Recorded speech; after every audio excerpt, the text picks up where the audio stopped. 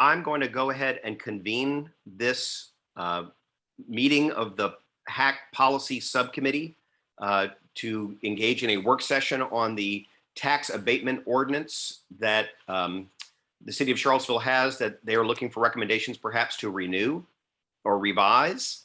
And what I thought I would do, unless other people have an opening comment, is start with just a review of what the enabling statute allows us to do, and then go right into what we think the goals of this tax abatement program ought to be. And then if time allows, we can maybe get into some of the weeds of the program. But I think if we can come out of this meeting with an idea of what we'd like this partial real estate tax exemption program to accomplish, that would be a great outcome.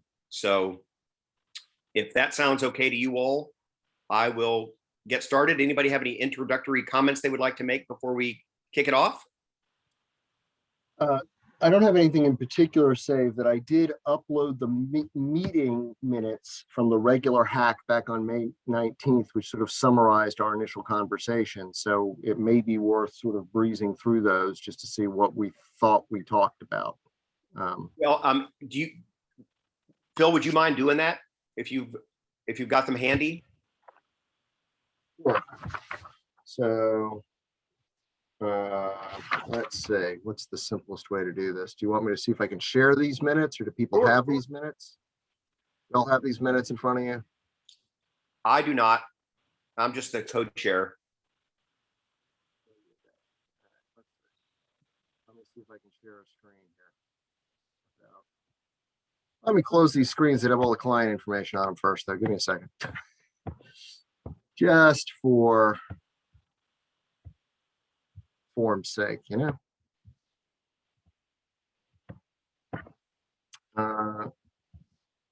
There we go. That is now open. Hey, Joy. Hey, Joy.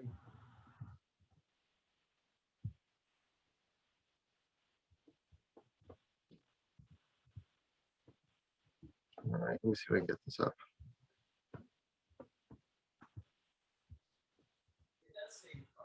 All right, there we go. Here. And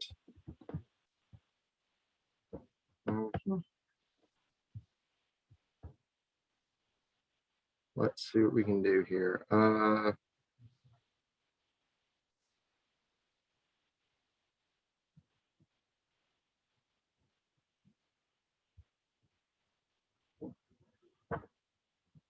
Yeah, I got it. Excellent. Everybody read this? There we go. Now I can just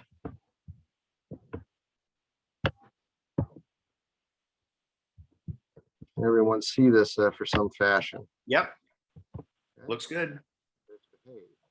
Okay. So let's see. So first, Ridge wanted to review how this has been working since 2012, how it fits in with our housing goals, what has it accomplished, what's its effect. Jason provided an overview.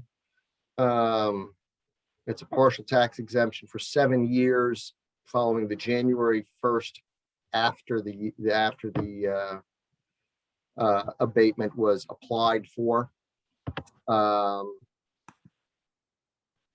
We had a brief rundown. That's about 20 house properties a year taking advantage of it. The parameters were older than 25 years. You have to increase the value by 15%. Most applicants provide a 6-figure bump in value, 150. Revenue foregone was a little over $200,000.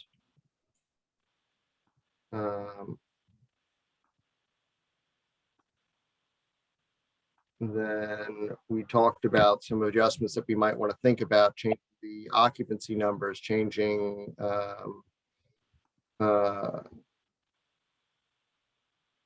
Ridge talked about the improvement about encouraging lower income folks and sort of trying to incentivize it a little better. We talked about lengthening the affordability. Lisa fired off a cautionary flare gun that if we're doing all of this, are we essentially gentrifying the neighborhoods we're operating in and blowing up affordability still more, unintended consequences and all that. And then we looked at the zoning, that we can sort of narrow its scope and broaden its scope, and that we have a fairly narrow scope for the city's program as it sits, but there are things that we can do otherwise. And that's where we sort of kicked those ideas around, I guess. And how we can focus this more on low income folks. And is 7 years really what we want to do, or can we lengthen it? And that was essentially what our rundown was. I think it was a general overview and a sort of brainstorming session. So now we're on part 2. Did I miss any sort of substantive points there? Not that I know of. Yeah. So there we go. Okay, Them's the basics. that's great.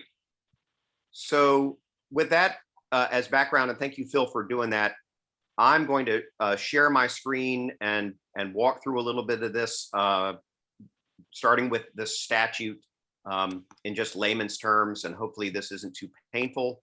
So let me share my screen and go to, can you all see my screen slide, tax Yeah. abatement work session? Okay, great. All right, so just to go over what the statute allows, and the statute is pretty broad, which is surprising for enabling statutes, in a Dillon rule state. They usually don't give us much leeway, but as I read the statute,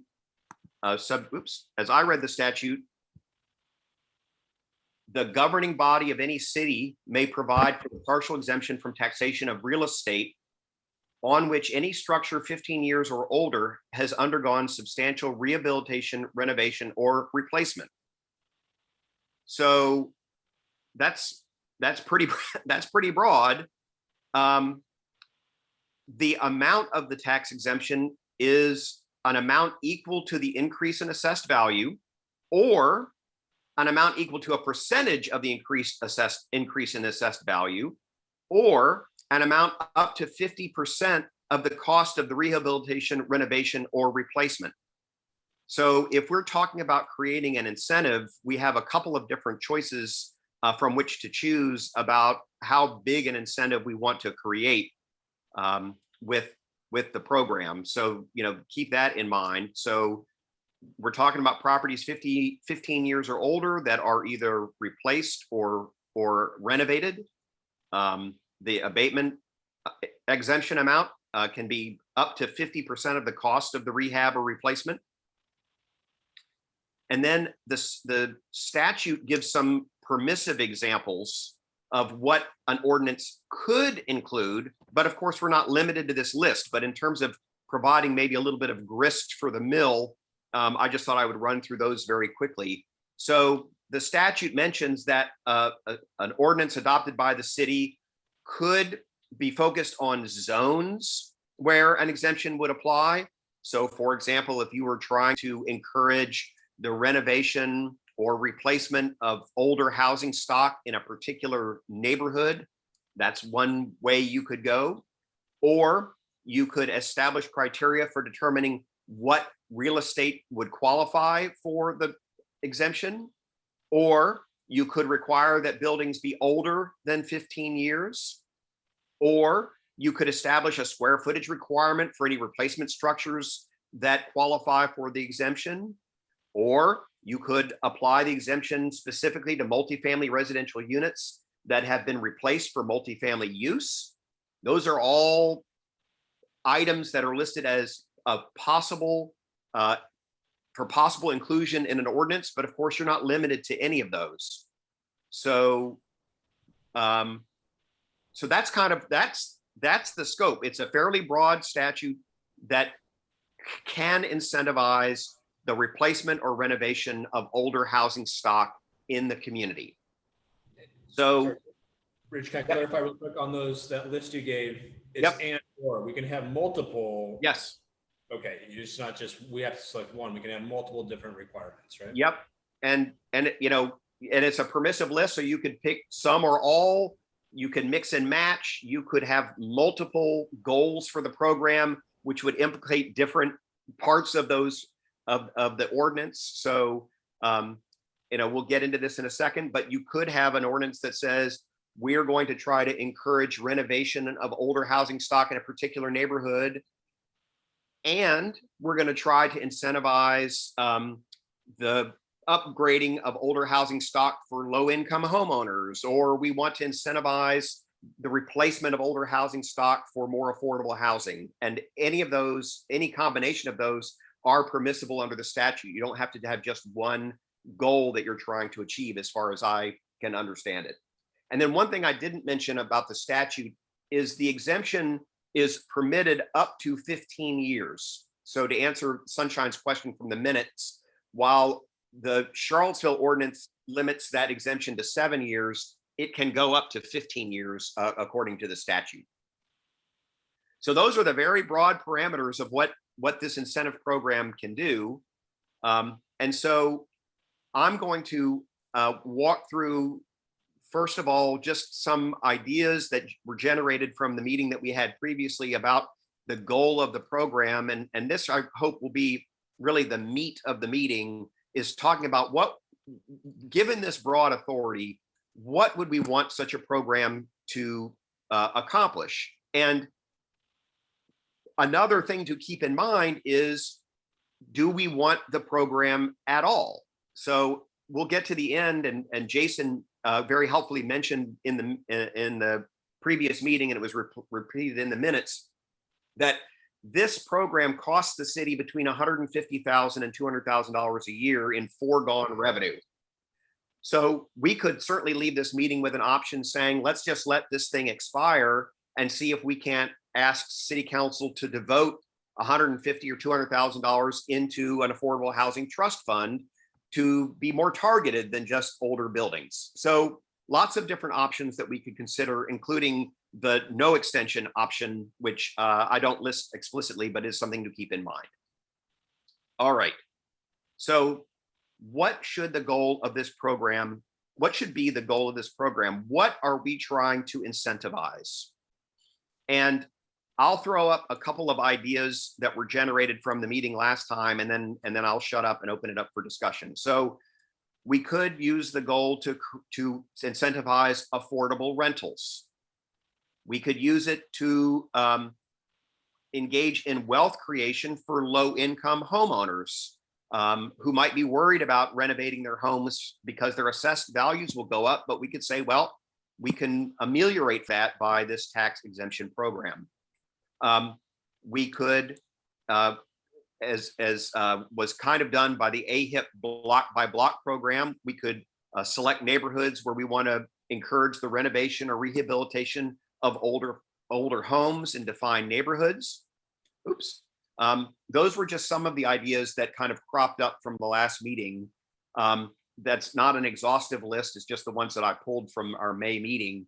But at this point, I welcome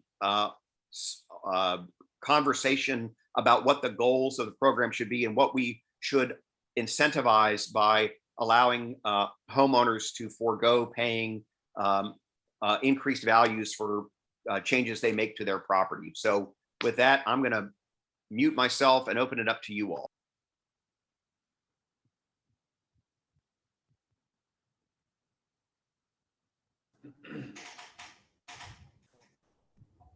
I'll throw out a couple of things. And again, just maybe to get the conversation going a little bit. And thank you, Rich, for the starter. And to reflect some of the, I think, the comments I had at the last meeting or when we talked about this. But I would highly suggest we do have it targeted as an overlay for certain neighborhoods rather than the whole city completely. I don't think we need North Downtown or Barracks Row or Rugby or even Fry Springs neighborhood to a certain extent need a lot of this assistance, but I would suggest Pyfield, 10th and Page, Ridge Street, Carlton, Belmont, and again, some of the other neighborhoods where the assessments are lower, and potentially where, again, previously been more inhabitants and more minorities or Black population. Again, we target that and providing that assistance there that would then, in theory, to me, then help, again, by raising the values of all the homes there, also help create more wealth and those that are already there, if that makes sense. I do think we need a cap on the amount of value that we would abate, the difference in the assessment. And I would just throw in a cap out there, but say 500K.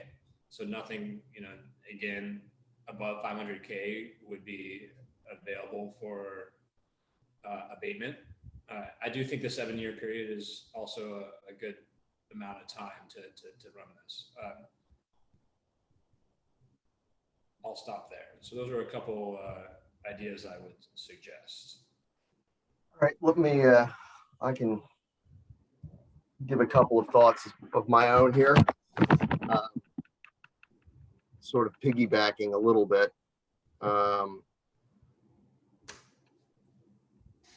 And Ridge, maybe you can help me out, having read the statute recently. So there is nothing stopping us from sticking additional requirements onto it. And we don't necessarily, on the first place, I mean, we could say that the property can be assessed for no more than X to qualify for this version of the program, right? We can do something like that. So it occurs to me that while Chris's suggestions, some or all of them may be applicable for certain desired outcomes in certain places, that we might want to build this thing with some more variability. That we have one set of incentives that are really designed for lower income, single family residents, owner occupied, only property they own improvements. And then that works in X manner. And then another tranche, if you will, that is designed for conversion to higher density for affordable rentals, if it's not your owner occupied property, and that the abatements and lengths of those might vary. I mean, it might make sense that if you're going to try to encourage converting single family residences into 2-family units for affordable housing, that you want the abatement period to be longer than otherwise, and to be more robust in some ways, because that affects the penciling of that deal. On the other hand, you for that, and there might be a set of rules that apply to those, and that we shouldn't limit ourselves to saying the program goes in a straight line and does this, if we can make it flexible enough to do different things in different areas for different reasons. And I'm not sure what the details of all of those look like. I mean, I'm very aware of the unintended consequences. Misapplied, if we expand this and make it more robust and apply it improperly, we could end up with just adding fuel to the gentrification fire.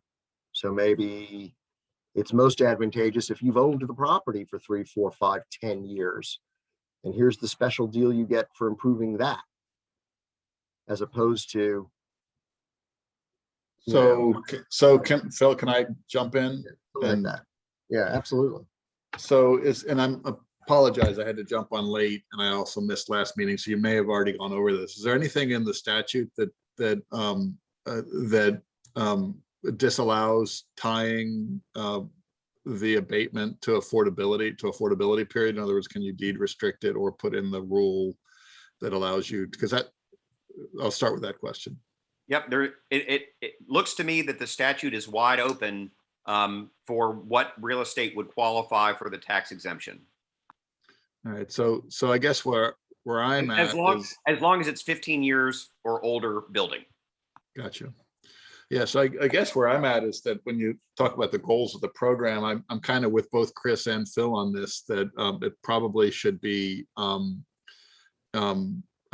geographically specific and talk about certain neighborhoods that are under gentrification pressure, but the goals should be both affordable rent, creation of affordable rentals, or sustaining of affordable rentals, or improvement of quality of affordable rentals, and also wealth creation for low-income homeowners. So I like Phil's idea that it's a sort of bifurcated plan where if you're an owner and you're struggling to keep, you're living 10th and Page or Fifeville and you're struggling to keep your property and maintain it, and that might actually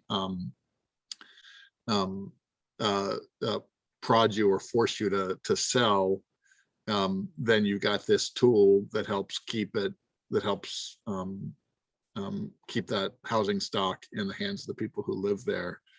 I think both of those things, so the goal of the program, I think, is anti-gentrification. And all of these things kind of, if you wrap in a place-based approach with those two targets, affordable creation of more, or sustaining of more of affordable rentals, and also wealth creating for low-income homeowners, I think you do both of those things.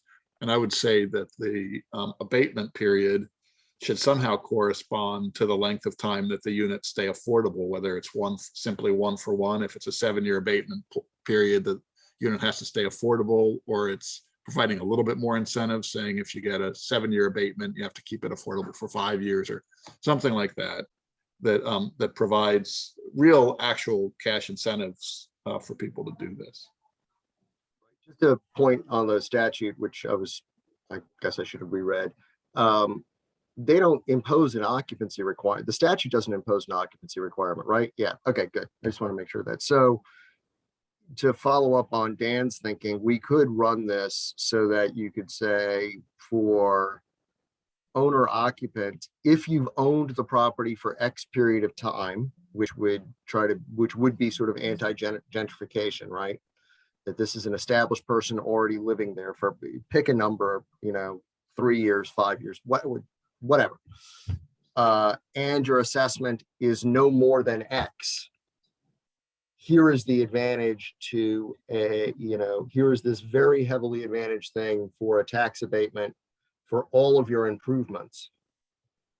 That would be for a relatively long time, but maybe not a huge amount of money. Maybe limit it to, $75,000 of abatement improvement or what, I mean, I don't know. So that it's really designed for the homeowner, and that it's also designed to dovetail with the sources of funds for those improvements too, whether that's AHIP or some other program that's available. And then program B, which is really designed to tie in affordability of rentals, which doesn't have the ownership restrictions, but does have occupancy and affordability tied to their abatement, and run on 2 tracks, something like that. The details of which I'm in no way prepared to commit to at any point here at this point. I mean, I don't know. Does that make sense?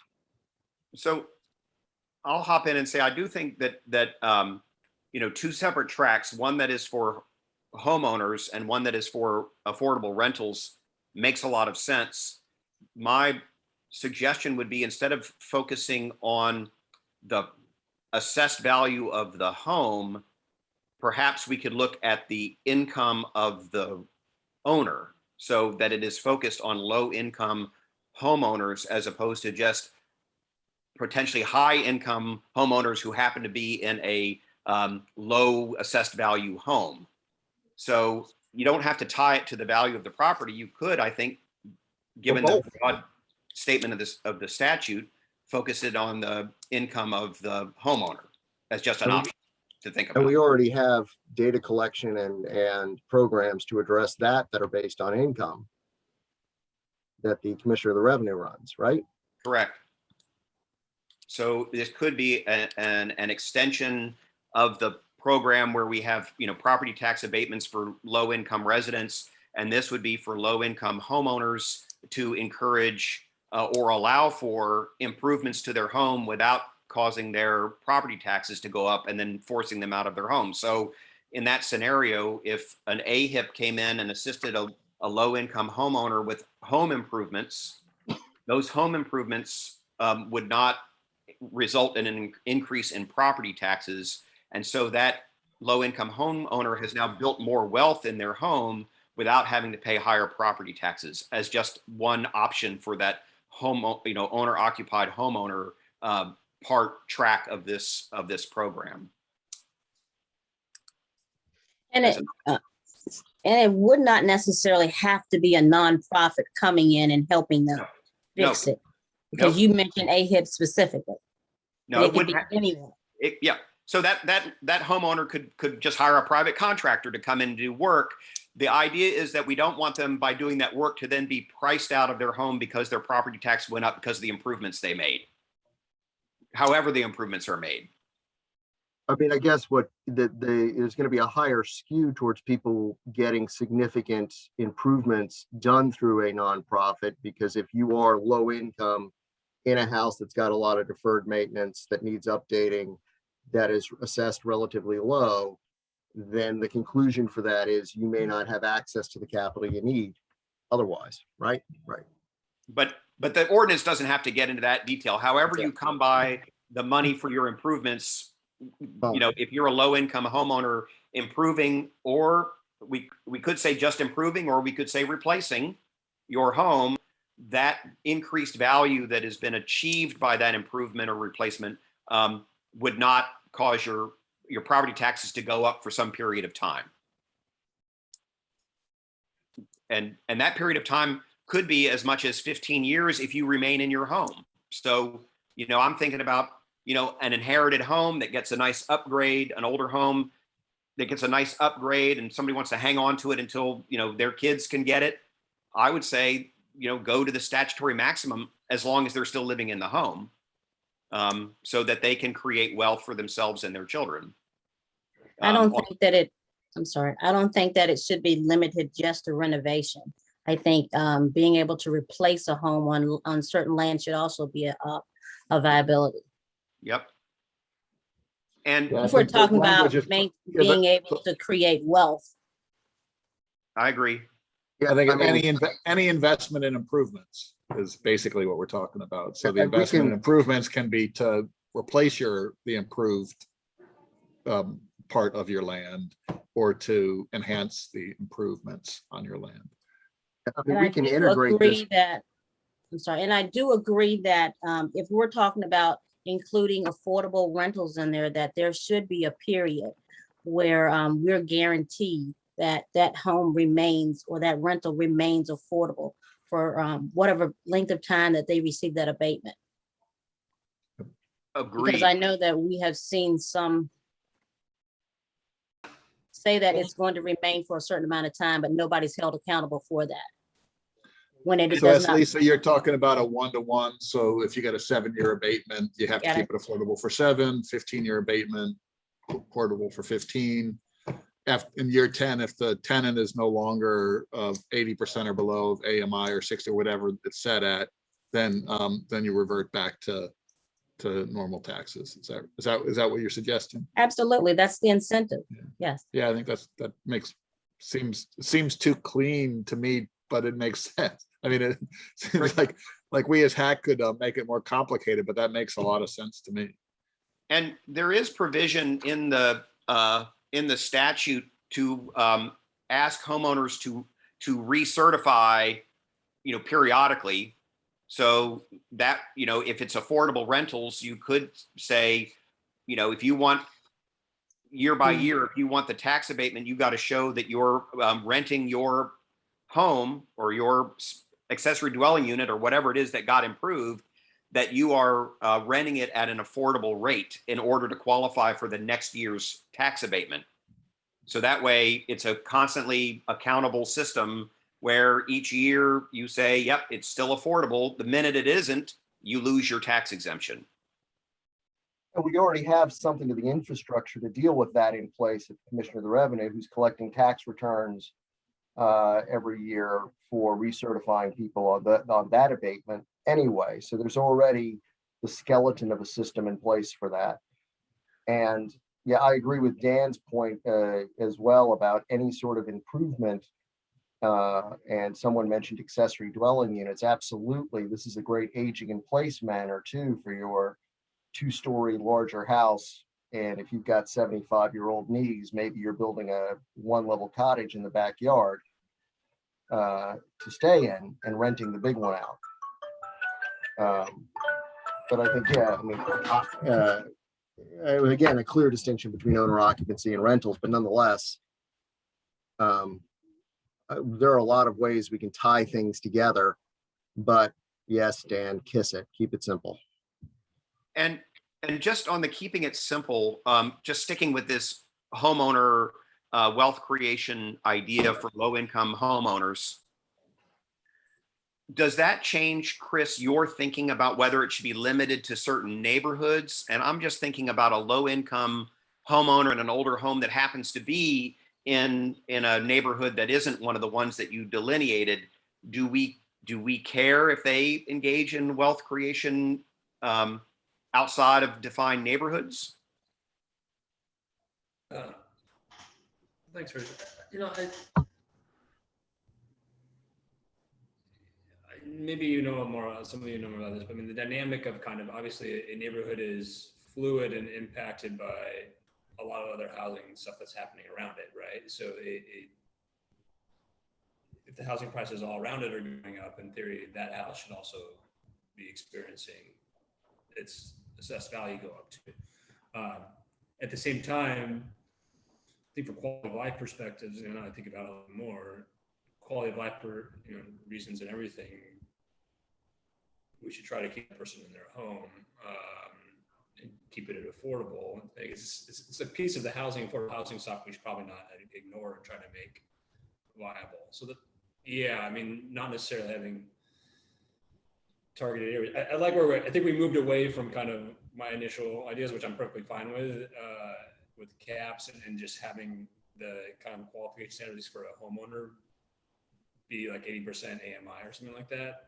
That all makes sense to me, and I think is a much better way to try to, again, target it rather than using an overlay. So it's my 2 cents. Are we considering any and all fallouts of a program like this? I think when the abatement program was originally created, it was created to help homeowners stay in their homes. And when I went over the data, I got a total different feel for what I thought the abatement program would be, who the individuals would be accessing the tax abatement. And I thought it would be more geared to low income families. If we create these 2 tracks, is there anyone, and not do specific zones, who would be negatively impacted that we don't want to be negatively impacted? Yeah, I'm worried about that too, Lisa.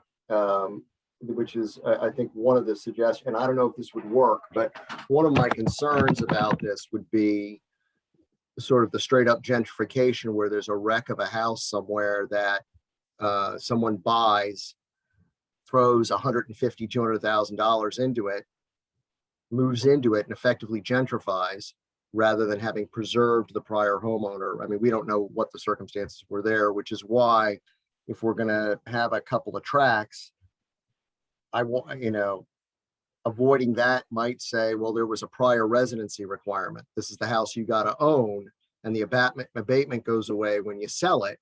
So you can't, so that if, the owner of the property does the rehab based on their income, their income qualification, the assessment, whatever sets we set in there from whatever source, that it really is designed to be that existing homeowner's preservation. So I think one way, I agree with you. I mean, we got to be careful of the unintended consequences and be as upfront as we can about it, and hope we're not wrong about too many of, that we've guessed some of them. I guess that's one, so that it really is entitled for somebody who has been living there. I'm not sure what other pitfalls we can run into that are obvious. The gentrification's one. You mentioned the other about people skating on the affordability piece once they've done and gotten their jam and scarfed it down. And that's an enforcement issue. What other pitfalls do you see? Does anybody see about this being worked? Are there any Yeah. loopholes we're not seeing that somebody could slide right on through and do totally Exactly. what we do not want to happen? Yeah. And can we build into this ordinance that it's got to be revisited in 12 to 18 months as a requirement to fix that? Right, that's a good That idea. staff, yeah, or that, hey, this has got to go back for a rework and a cleanup, that yes, this is being reauthorized for 7 years or whatever. However, council, this has got to be reauthorized and reaffirmed by council in 18 months or something, to make, for any revisions that may be needed. So this is one, I'm sorry I wasn't at the beginning, and I don't know the timeline for this, but one of my concerns is that the NDS staff, if they have the capacity to take on this, I understand that they just hired someone new, and he's supposed to be really kind of reworking the staffing and responsibilities and things like that. And so I just want to make sure that, because some of the problems with past programs and current programs is that they don't have the staff and expertise to carry out what the planning commissions, city council, and various committees, what they talked about, during the, meetings and things like that. So that's just Yeah, something I just thought about. Yeah, I mean, I think we were already trying to consciously piggyback on the existing infrastructure at the Commissioner of the Revenue for tracking the income piece and on the and Okay. this program in theory belongs to the city treasurer. But on the other hand, yeah, if we're going to make this an affordable housing program or try to adjust it that way, how that all integrates, we're going to have to, I wholeheartedly agree with you there. So, and just tacking on what, as Lisa was talking about, some potential pitfalls, and I know this is a lot with some things that we have with programs around the university, is that a lot of times students and things related to university, they can switch back and forth their status as independent or dependent, based on whatever program suits them. They could say, well, I'm a poor college student, but their parents might have a $1 million home in Northern Virginia or New Jersey or something like that. So, but I think that I feel a little bit more comfortable that this is going to be housed in the Treasury office. That's something maybe they can. But those are some of the pitfalls that I know Ridge and I, this was some concerns that we had with the affordable housing thing with the University Community Working Group, that we want to make sure that these programs and things are really for the residents or workers, and not that we're against students, but they're part of the reasons why housing is going up so much. So Yeah, Joy and I have had that conversation more than once, where it's like, the highest poverty census tracts are composed largely of people who don't have income, but they ain't poor. They just don't have income. They're quote broke college students. And not to back end and backdoor facilitate that, which may be how you define affordability, what those leases look like, who signs those leases, what puts you into that qualification. So for the owner occupied, Phil, I think your idea of saying you need to be an owner occupied, it needs to be owner occupied for some period of time, maybe 2 years, would prohibit a student from, saying I'm a poor person buying this house when in fact I'm just getting money funneled in from my parents. Because if you're only here for 3 years, you're out of the dorm and into a house for 3 years, if you have to be owner occupied for a while, this incentive isn't going to do much for you. And it's only for improvements that are done to that house, which a lot of students, even in houses that their parents have purchased for them, they're not really engaging in a lot of improvements to those properties. They're just, buying them because the mortgage is cheaper than the rent or whatever. So I'm not sure we're going to run into a huge problem with students, both because they're unlikely to improve, and if you have a owner occupancy requirement for the homeowner track, it might weed out those folks in any event. So those are a couple of things that might ameliorate that concern for the owner occupied track of this abatement program, at least in my mind. Well, yeah, I was thinking more of the rental rehab side of it, that you just don't, the point is to develop affordable housing for the permanent population here, not facilitate tax abatement for people providing student housing. Well, unless folks have, I mean, I think I've got a fairly clear view of how, at least initially, we want this to work for homeowners, subject to Lisa's concern about what are we missing, who's going to game the system that we're not thinking about. But assuming that we are focusing on low income, to be defined later, I think Chris threw out 80% of AMI or lower, and we could certainly have a scaled program where the lower your income, the larger the abatement, up to the maximum allowed by statute or something like that. But assuming that we can define low income homeowner, if they make an improvement, they do not get hit with as big a tax increase from that improvement as they would have otherwise, no matter where they are in the city. If we say, all right, that's kind of the general outlines of an owner occupied homeowner wealth creation track, let's flip over to the affordable rental track and tug on those things a little bit, because I think that is where a lot of gaming of the system could occur, where a lot of enforcement and record keeping might be required. And so maybe we could talk about that for a few minutes, which is, how do we incentivize or use this tool to incentivize the creation of affordable housing out of older housing stock, and who should qualify and what does that look like? So I'll throw it open for, more discussion about the kind of the rental side, and then we can revisit the homeowner side after that. But I'd like to start talking a little bit about the rental side and y'all's thoughts on that. Yeah, I mean, I think I'm not sure it's that complicated. That it's, it has to do with and I would say it has to do with the beneficiary or the person who's renting and their AMI above all else. I'm a little wary of the price model, of saying, something has to be rented below 1,200 or something like that, because then that doesn't necessarily delineate for what we're trying to solve, is that low-income folks, particularly people who've been here for a long time, can't afford to live or rent here. So to me, the qualification would have to do with the AMI of the renter. But I think anybody who owns a home that makes it available to somebody at 80% or 60% or whatever that AMI level is that we want to support, gets the tax abatement. The owner of the home who makes those improvements gets those tax abatements, provided they certify that their renter is low income.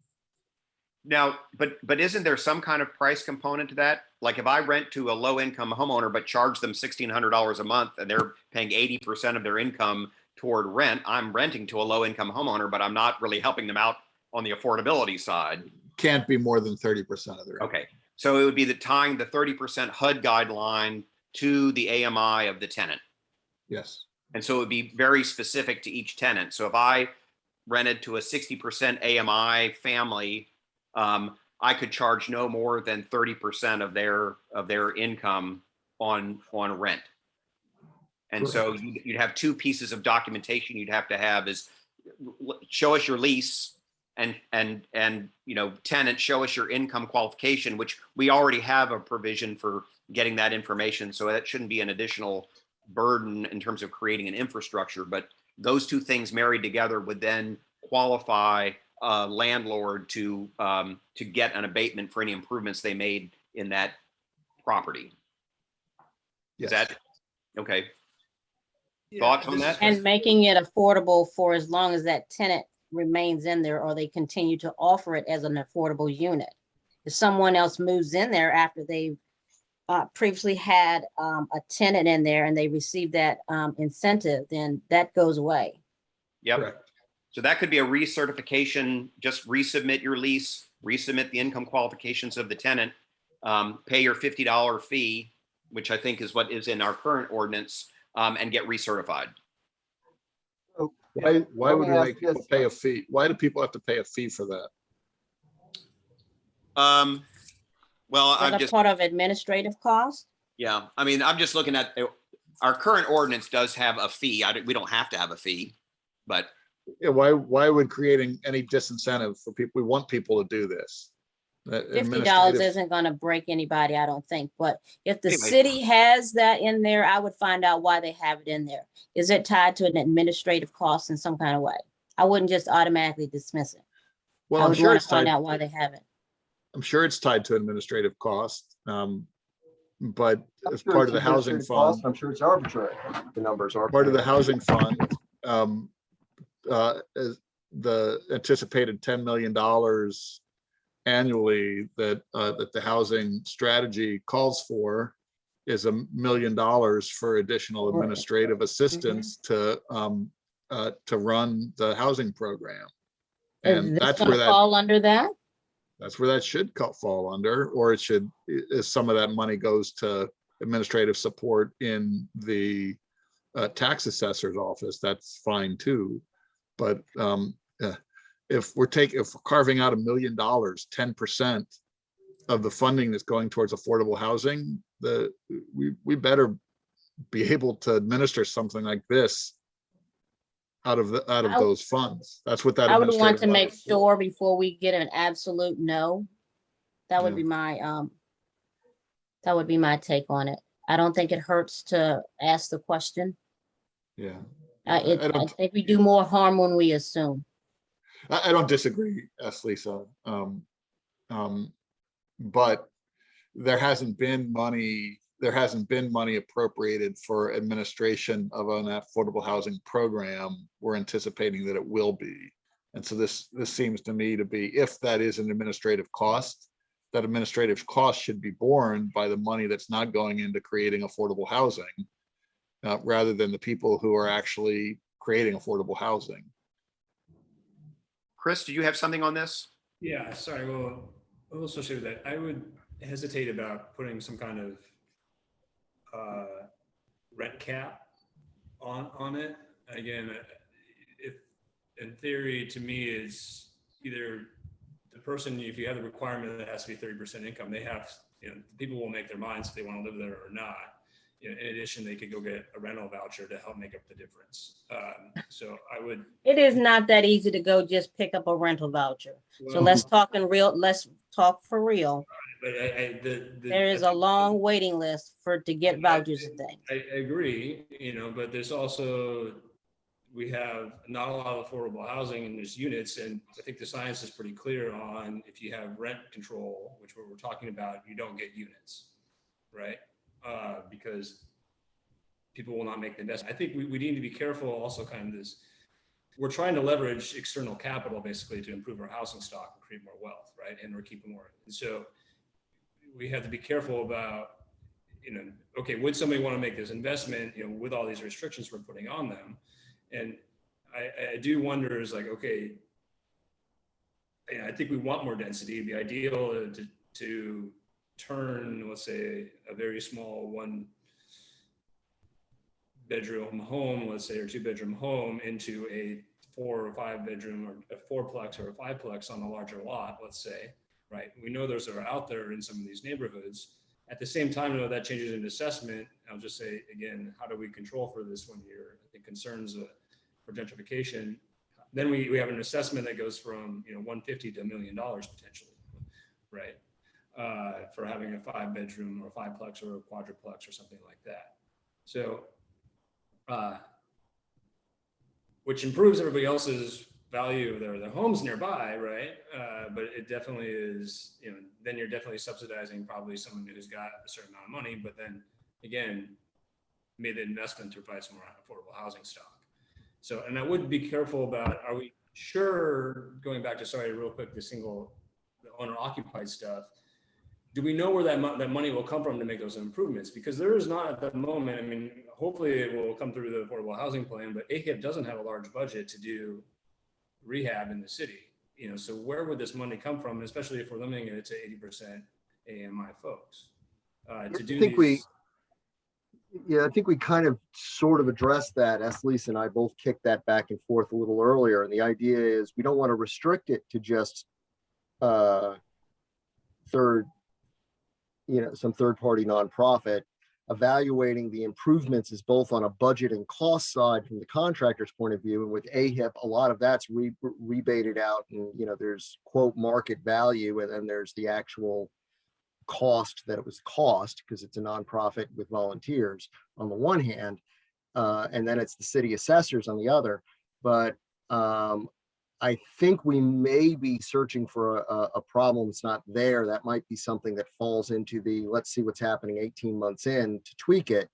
But I could see if you're at a lower income situation where some of this may be benefited by sweat equity and friends and family discounting, and doing services that are not from a licensed contractor, who's pulled a building permit. That's the other thing we got to look at, is that this right now under the current ordinance is tied to application at the time of pulling a building permit. And we got to figure out what sort of improvements pull into that. And do we really need to be pulling a building permit? Is there some other way to verify that? We may have to go almost line by line through this ordinance to see what's there and how we make the adjustment to get to where we need to be based on the current administrative structure. And then, maybe that's sort of a next step here is, okay, let's start rewriting this ordinance with the treasurer and figure out where we are. And I think that certainly argues for, what is it that we're trying to achieve? And so, on the affordable rental side,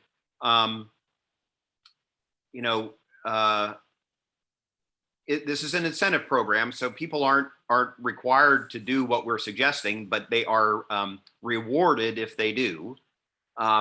And I'm thinking back to a landlord who has come to HAC meetings in the past and said, I purposefully rent to lower income folks. That is what I want to do with my property. And we should reward people like who are doing that and making improvements in order to do that. And so, this approach would allow that there to be some benefit to that landlord who is purposefully deciding to rent to low income residents of our city. So that would be, so the tax abatement does not make up for the cost of the improvements. And so there is some amount of just, I'm doing this, I'm mission driven to do this. If you're talking about renters, I'm mission driven to do this, and we, the city, are going to reward those mission driven landlords who are inclined to do that.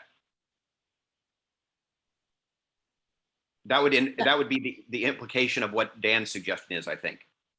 And that's the same thing. It's true, but about the owner occupancy. It's an incentive for them as well. And I don't think we need to go down a rabbit hole of deciding or thinking about analyzing how they're going to get it done. If they show up and say they want to take advantage of this program, then let them take advantage of it. We shouldn't be analyzing what nonprofit is going to step in and help them out. It's only a valuation point, right? Where you've got to say, we've got to have some objective way of saying, what was the cost of this and what is the difference in your assessment because of that and the relationship between the two. I agree with you. We need to try to get away from, the idea is that at present you have to pull a building permit. Okay, fine. So you've got some rough plans of what you're doing and that accompanies a cost breakdown, but are we really do we really need to deep dive into that? Probably not, particularly if cousin Larry's coming over to repair your deck. He's, you're paying him in pizza and beer. You're not paying him, as his day job as a carpenter.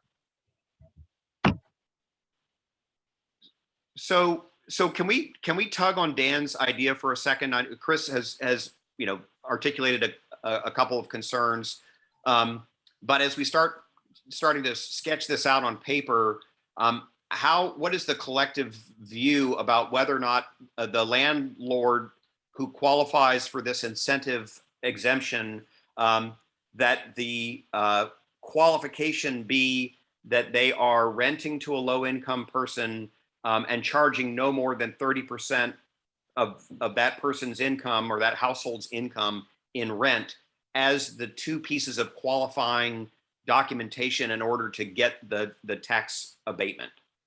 Are there other thoughts about that as an approach? Are there other I ideas? think that's relatively easy to administer if you've got the right forms up front for it. You know, as long as you think through the simplest way to administer that, which is, here is the list of documentation. Here are exactly the way the income's going to be calculated. You, landlord, fill out that form and provide the documentation behind it. The city either agrees or disagrees with you, but the city doesn't do the actual lift of that work. But it's got to be pretty straightforward. You know, a 1-paragraph explanation. Here's the form. Here are the documents we need. Here's how you fill it out. Yep. And to the extent that we, and Jason can correct me if I'm wrong, but I understand that there is already a tax abatement for low income residents or some income qualifying programs in the city. And if we use that same, you know, whatever it takes to be income qualified, along with the lease that accompanies the property, which would show on the face of it whether it's 30% or more of that person's income, those are the two documents that you would need. And that seems pretty straightforward. Jason, I unmuted you. Yeah, thank you. Yeah, I just looked it up. There are about 285 homeowners who qualified for real estate tax relief for the disabled and elderly, and about 650 who qualified for the housing affordability program. So that's just under 1,000 total that we would already have income information for. That's great. And Jason, and I take it there's a form that people fill out to show what their income level is, right? There is, and they would reapply each year with the Commissioner of Revenue. Right. Kind of like recertification in supported housing.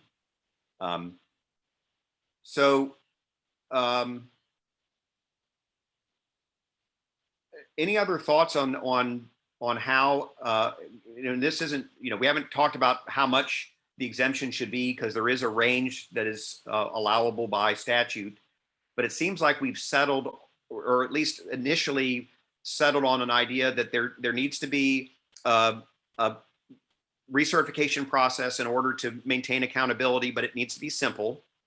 And that, you know, at least for right now, this idea of, you know, a low income tenant who pays no more than 30% of their income on the rent that's being charged by that landlord who is engaged in the improvement or replacement of property that they're renting would qualify that landlord for some amount of tax abatement to be determined in a minute.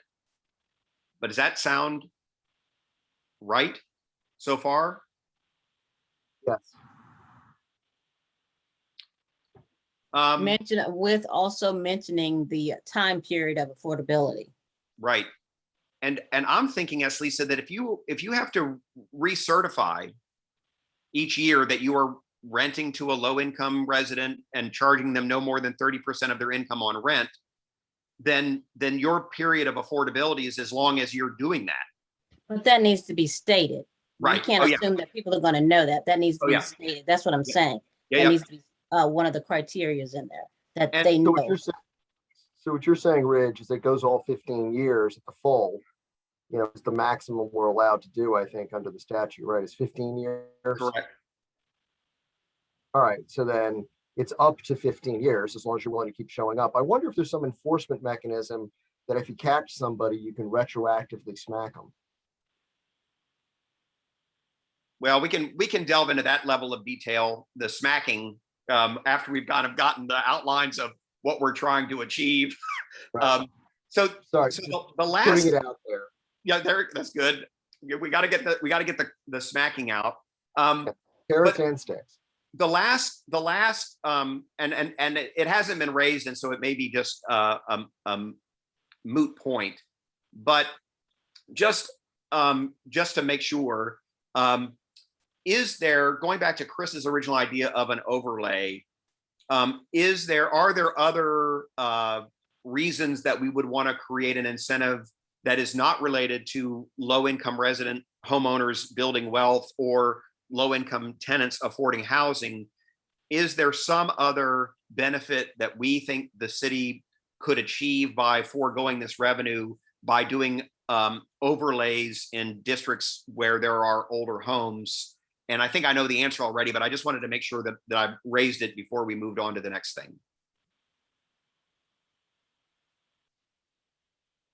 Are you saying, questioning about whether or not we should consider doing this in particular areas?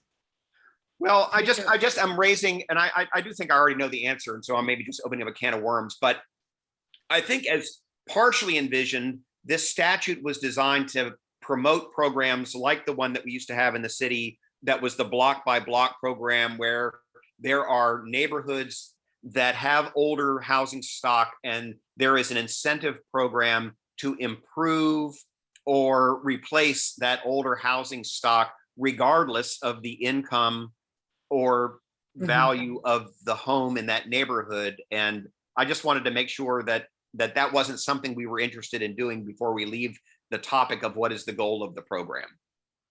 I'm not interested in that. I don't see that's Don't think where it's necessary. I don't see that's consistent with the direction council has given on housing policy. Housing policy is supposed to be about affordability, anti-gentrification. The one thing I'm not sure I have the answer to is whether or not to target it to certain neighborhoods to consolidate resources as they're available in helping fend off gentrification in the traditionally low income and African American neighborhoods in Charlottesville. But I think my concern about that was satisfied. I think you convinced me, Ridge, that if it's focused on affordability and income of homeowner and affordability for rental, that there probably is a greater benefit to doing it citywide. If we can create and maintain affordable rentals in upper income neighborhoods, I think that's consistent with where housing policy, where the city wants us to go. Yep. That's my gut as well. I just wanted to raise it just to make sure that we didn't miss something before we move on to some of the other kind of naughty questions, which I think we've already answered, but if we feel like we've got those two tracks kind of conceptualized in our mind and we can start putting some ideas on paper that we can then circulate, I might go on to a couple of other items that are raised by the statute or by the city's current ordinance that we might want to wrestle with if we haven't already. So unless somebody has an objection, I'm going to move on to a couple other thoughts.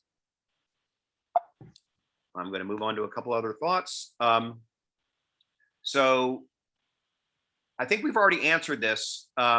Should the owner occupied, so the homeowner track, be based on the value of the property or the income of the owner taxpayer? And I think we've already discussed that it should be the income of the owner taxpayer. Just note that the current ordinance is focused on the value of the property as less than $506,000. But I think focusing on the person rather than the property sounds like where we have come to a conclusion. So Is there a negative to doing that? I just want to throw that out to see that we're not missing something by just focusing on the income versus the value of the property. So, and I think it might be easier to figure out what we're missing once we kind of reduce it to paper and can really digest it and think of the avenues. But my own gut tells me that if we focus on the people, regardless of the value of the property, that's the important thing. Now, maybe we want to put a cap on the value of the property. I'm just thinking about, I guess, as Lisa, to your point, I guess we could get somebody who inherited a large, valuable piece of property. They themselves are low income, and they make a big improvement to their already expensive house, and they would get a tax abatement. So on the margins, there might be people who take advantage of this if we don't limit the value of the property. But on the other hand, to Chris's point, you may have a low-income, multi-generation homeowner who happens to live in a neighborhood that gentrified, and so your value of your home has grown, but your income hasn't grown, yet you'd like to make an improvement to your property, but you're worried that it's going to price you out of the neighborhood with that improvement. And my gut tells me I'd like to really just stay focused on helping the folks who've been left behind in our economy as our focus, rather than looking at the value of the property. But that's just Yeah, Just- I understand that. I'm just wondering, are we going to leave somebody out that we want to bring Yeah. along? yep. Well, to follow on Ridge just really quickly on that, what we could also be describing is sort of an aging in place incentive, right? You've got an elderly homeowner who is on a fixed income, who the assessments over the 40 years they've lived there have gone up, up, up, up. And so now their income is relatively limited, even though it might be a $700,000 tax assessment, but they can't maintain that property. That might make sense in terms of an aging in place, for example. So I think We also have the back side of this, by the way, just to sort of finish this off, is that the income can be made transparent, definable, and calculatable. Assessments are to a certain extent subjective criteria determined by the city assessor. So it might be easier so that you're not in a dispute with the city itself if you put in a cap of some sort of, my house isn't worth quite that much, wait a minute, back up, or whatever. And that seems that could open up, sort of an unintended consequence of more dispute about your tax assessments than just saying this is about the income of the person, not the value of the property when you start. Because I mean, Yep. there are a few assessments that are just, there are examples that are just bananas anyway, where either high or low, it's just bananas. It just doesn't make any sense. So on your first point, Phil, I think Jason and Jeff Davis's, the current program to help the elderly and disabled with increasing assessments, there is already a program for them regardless of whether they do improvements. So this would be Right. on low income resident homeowners who are making improvements to their property, maybe for maintenance purposes, or to add a wing on the back for a aging or just person. And so it's really focusing on that improvement and making sure that low income person doesn't get priced out of the neighborhood because their assessed value following the improvement goes Right. up. And so, I think this particular program doesn't really implicate the former because there's already a program for that. It would be on the latter. And again, I think if we can reduce some of these ideas to paper and then circulate it with Lisa's ideas in mind, which is where are the gaps, where's the gamesmanship going to occur, and then as we draft it out, we can maybe tie off some of those things that we can think of when we have some moments to reflect and digest. And I think that might just be easier when we have something on paper. But I think it's very important. And so I think there are two things. One is, as we circulate a draft, we can look at it with now thinking cynically, who's going to game this system, but also picking up on the idea of a revisitation of the ordinance after a certain number of years to see where is the benefit going and how much is it costing, and is this something that we want to modify and have that be part of this new ordinance, which is that kind of reflection back, so that if there are unintended consequences, they don't go on for too long. That's good. Next, so should rental qualification be determined by the amount of rent charged? I think we've already addressed that with the 30% of AMI being for rentals, the qualification, at least for purposes of discussion, and we'll circulate a draft. We've already answered if yes. See, you all are already way ahead of me. One of the things that is in the current ordinance does mention square footage, or I'm sorry, in the statute, allows for qualifications to be related to square footage or number of bedrooms. I'm guessing that isn't as important as the income of the family and the rent that's being charged. Is that right? I think so. As Lisa's thinking about it. I mean, I guess if I'm a landlord and I have a 5-bedroom home, but I'm willing to rent it at an affordable rate to a family of 3, that's my business as a landlord to decide, and we should still incentivize that. That's just my thought off the top of my head. So while it's unlikely to occur, the fact that it occurs wouldn't be a problem, I don't think. No, and I think as we're looking at the changing of types of housing stocks in the city, we don't want to sort of, pardon the expression, foreclose on a given property type or configuration arbitrarily at this point. Yeah. But again, I think that's once we start circulating things around. Yep. Yep. And these are just thoughts that I had as I was Okay. reading the statute and the ordinance. I think a lot of these we've already kind of gone over and addressed, so I'm going to move on. Should the age of the structure be 15 years or should it be older? And again, I think given what we're trying to achieve, I'm not sure that we would want to limit the kind of structures that we're incentivizing. Yeah. So, okay, that answers that. And then just, this is the final slide that I had, was the current cost to the city of the rent abatement program as it's currently configured is around $150,000 to $200,000 annually. Jason, correct me if I'm wrong on that, but I think that's what was mentioned in the minutes. And so the final question is, is this, I don't know what the price would be on the program that we're outlining. It's very, very different than the ordinance that we currently have. So I don't know how applicable this number is to what we've just, sketched out. But conceptually, is what we're talking about here in terms of a rent abatement program for older housing stock worth investing $150,000 or $200,000 of foregone revenue to the city? Or would we say, all of this is all fine and dandy, but maybe we should just skip a new ordinance and say to the city, we used to be paying, $150,000 or $200,000 for rent for tax abatement. Can we just earmark that amount of money into the fund and be more direct in what we're doing as opposed to this more indirect method? I just raise it. I like the program we've outlined here, so I'm not inclined to just scrap it, but I just wanted to raise the idea. So a couple of thoughts on that. Number one is, if we essentially convert this as much as possible to an affordable housing program that uses tax abatements of rehab properties, as opposed to a tax abatement for a rehab property, we're creating an affordable housing program that costs us X dollars in revenue we don't get.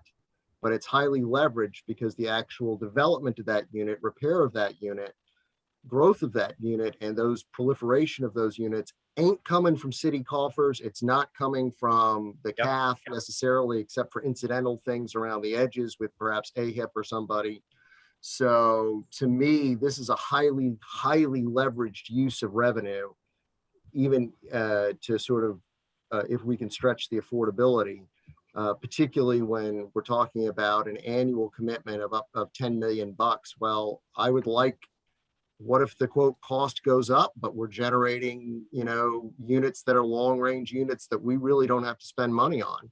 I think this cost is, one, we don't know what it is. And two, this number here is in the grand scheme of things, sorry, Jason, negligible.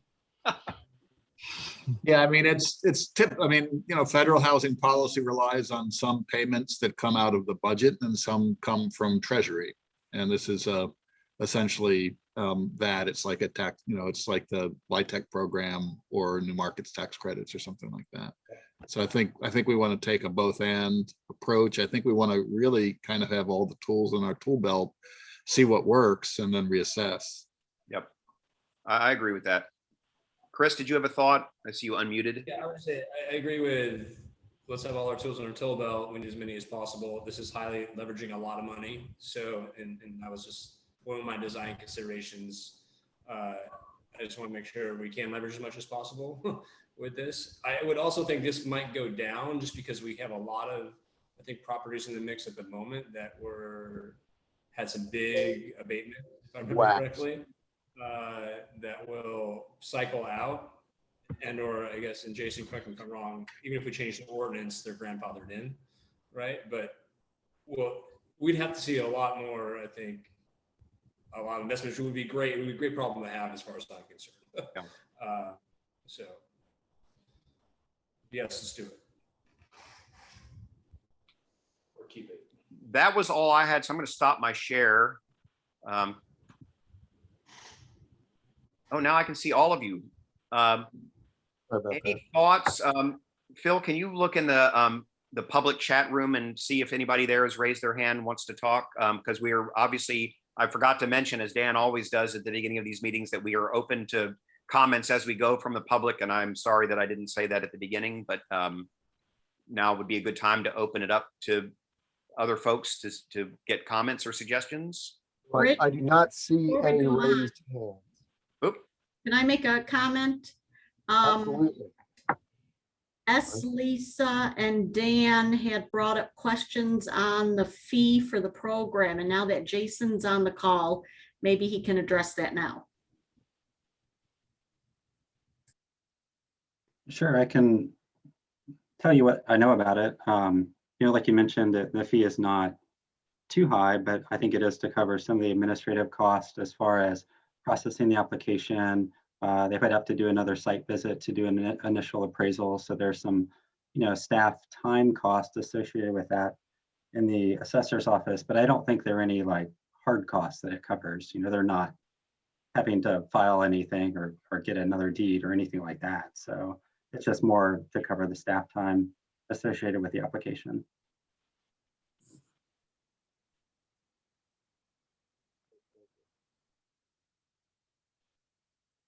And I like the idea of building off of current applications so that we can reduce the amount of staff time that is required. So both benefiting the staff and benefiting the folks who are trying to take advantage of the incentive. Keep it simple, as Dan says. So what do you see, assuming I'm checking the public as to commentary there, but at the point, I don't see anybody. What do you see as sort of next steps? You talked about papering this. Does it make sense to take the existing ordinance and start doing a line edit? That would be my intention. I mean, and I'm willing to take a stab at that, which is to essentially redline the current ordinance. Because there are things in there that are probably things we want to retain just in terms of administrating the program or administering the program. So my intention would be, in my spare time, to redline the current ordinance to capture these ideas and then circulate it to the whole hack for further comment. So as long as we've got Jason here, Jason, is this the sort of thing you're looking for from us before we get to? Yeah, no, this is exactly what we were looking for. So, yeah, I mean, I agree with that, Rich. I think that somebody, thank you for volunteering, taking a one-time swing at the red line and then getting comments and then cleaning it up. And then perhaps a meeting between you or perhaps you and me and Jason to sort of tighten that up in terms of the administrative practicalities of it all. And getting the city's buy-in on that too. Phil, when is our next hack meeting? Next Wednesday. Okay, I will not have anything it turned planned this around by then. weekend? Oh, come on, man. There's 24 hours in a day. Yeah. But I'll try to turn it around as quickly as possible, because I know that Jason and Jeff were looking at hopefully, some kind of recommendation for us that they could then maybe carry, or we could, however this works, carry forward to city council in the fall. So I want to stick to that kind of rough timeline. So I'll turn it around as quickly as I can. And I'll send it back to you, Phil, for distribution to the entire hack, with a note based on Lisa's comments that the review should include what are we missing, or what are some possible unintended consequences or games that people could play with the statute once, or with the ordinance once revised. Does that sound Fair? I move that we do what Rich just said. I second that motion.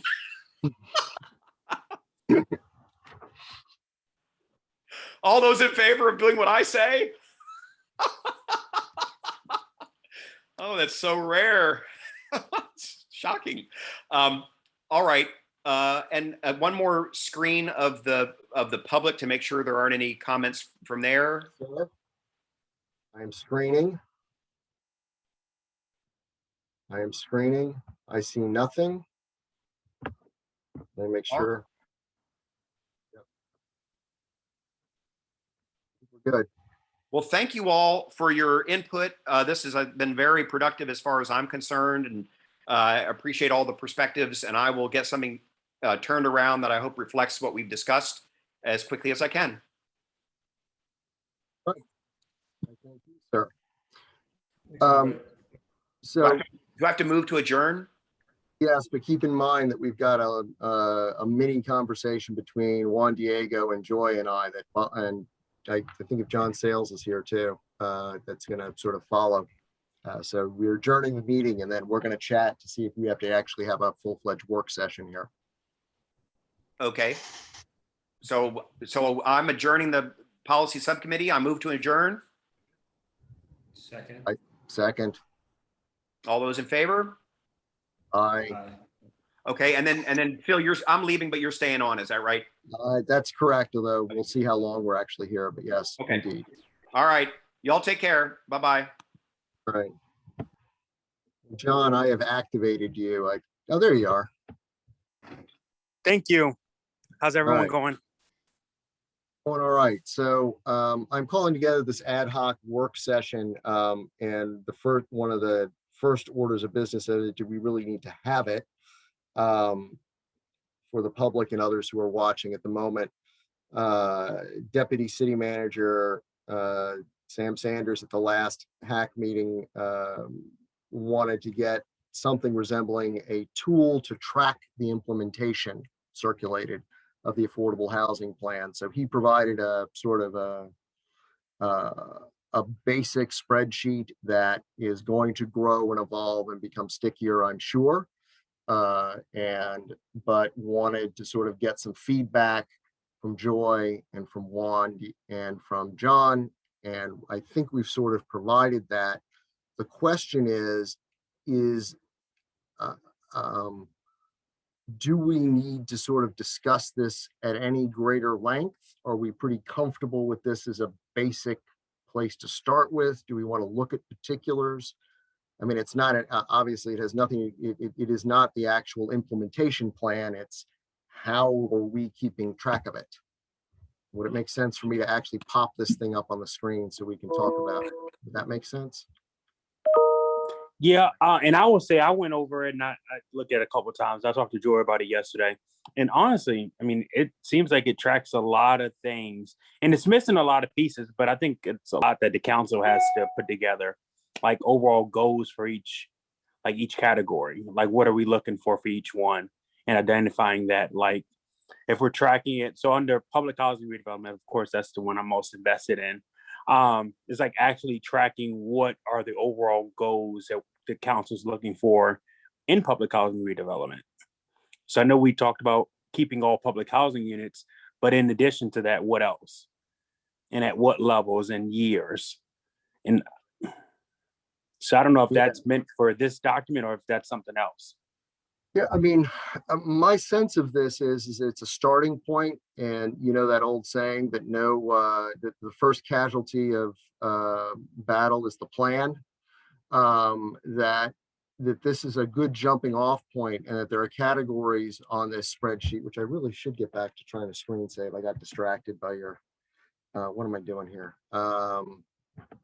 Let me see if I can screen share. And apparently it's not letting me get there to where I need to be. That's weird. There we go. All right, now we're cooking with some gas. Let me pull it up. See if I can push it in front of us. That's the wrong thing. All right, let me grab it. Sorry for the hesitation here. I don't play with this game as this tool the way I should. All right. There we go. There we go.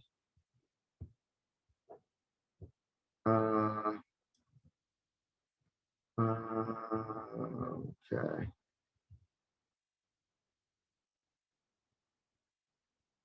Where the heck is it?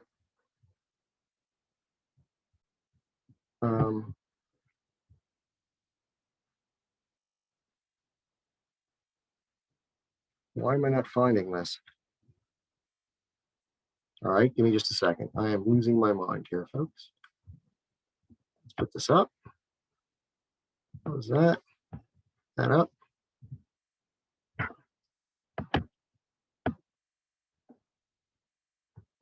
There we go. My apologies. I have too many things stacked in my, all right. So the way I see this is that this is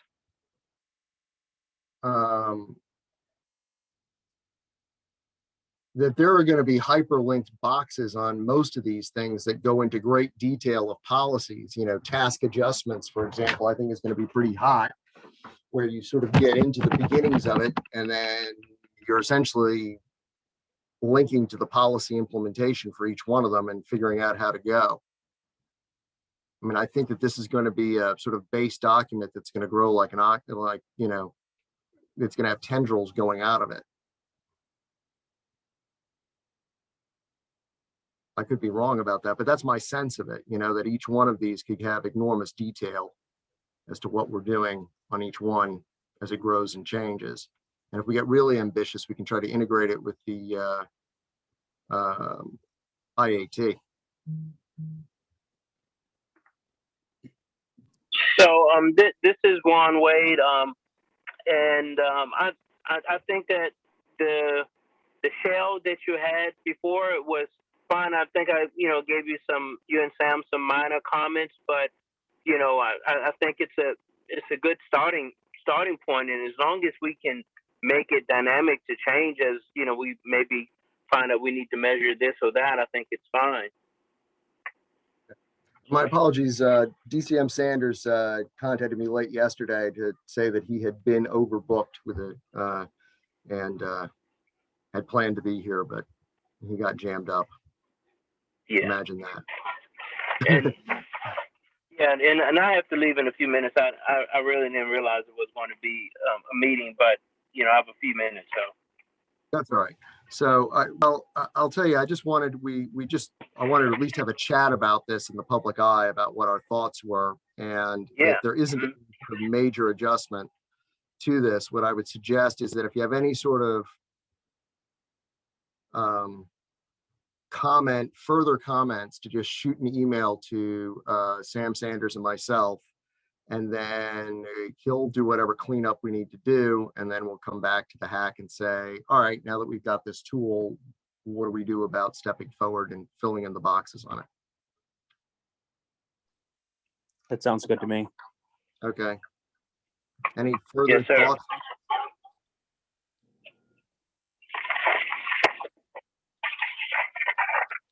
Or are you good? Yep, one is good. Joy, you good? There you are. Good. I have some questions, but I will, I'll just shoot it to you. Okay. Good enough. Yeah, unfortunately, as I said, if Sam had been able to be here, we might have been able to do this in line as we went, but he's not, so we'll clean it up. If there's nothing further, we can call this to an end, and I'll see you all next week. Okay. All right. Yeah, Thank you. Thank you all. Take care.